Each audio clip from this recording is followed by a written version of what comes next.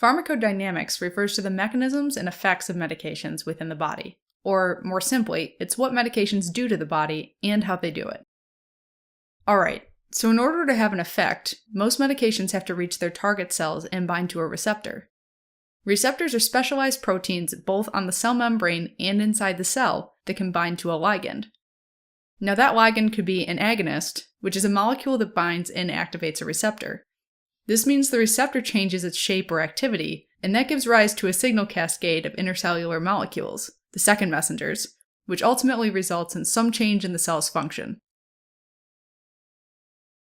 Okay, now if we massively expose the receptors to their agonists, we'll get a huge downstream signal cascade and cellular response. But if we continuously or persistently flood the receptor with the same agonist at the same dose, what will happen is the ability of the agonist to produce that response will drop. This is actually a defense mechanism whereby cells prevent their overstimulation by agonists. If this happens very rapidly, like within a few minutes, it's called desensitization or tachyphylaxis. If this happens more gradually, like over the course of days to weeks, it's called tolerance. Desensitization can occur with the initial dose of a medication, while tolerance typically happens with repeated doses. Alright, so there are several mechanisms responsible for these phenomena. First, chronic exposure to agonists causes a decrease in the number of receptors. The decrease in the number of the receptors could result from the reduced synthesis of new receptors, also known as downregulation. Also, chronic exposure increases the degradation of pre-existing receptors through endocytosis, also known as sequestration or internalization.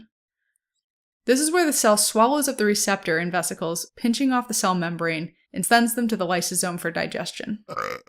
This phenomena can also be seen in chronic opioid and other drug users, where the target receptors are downregulated, so a higher dose is needed to achieve the same high.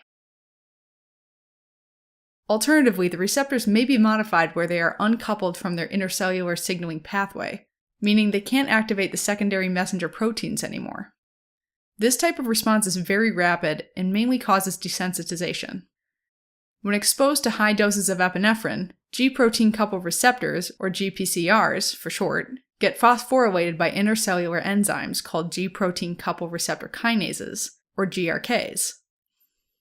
The phosphoryl groups then get bound by bulky proteins called arrestins, which prevents the receptor from activating their neighboring guanine nucleotide-binding proteins, or G-proteins.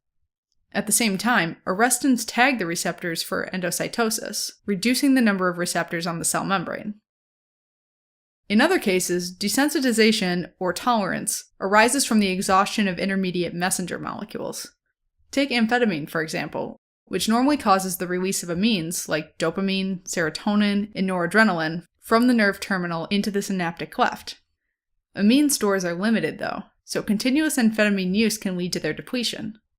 As a result, amphetamine can no longer exert the same level of effect on nerve terminals with repeated use in quick succession. Another mechanism is the increased metabolic breakdown of the medication.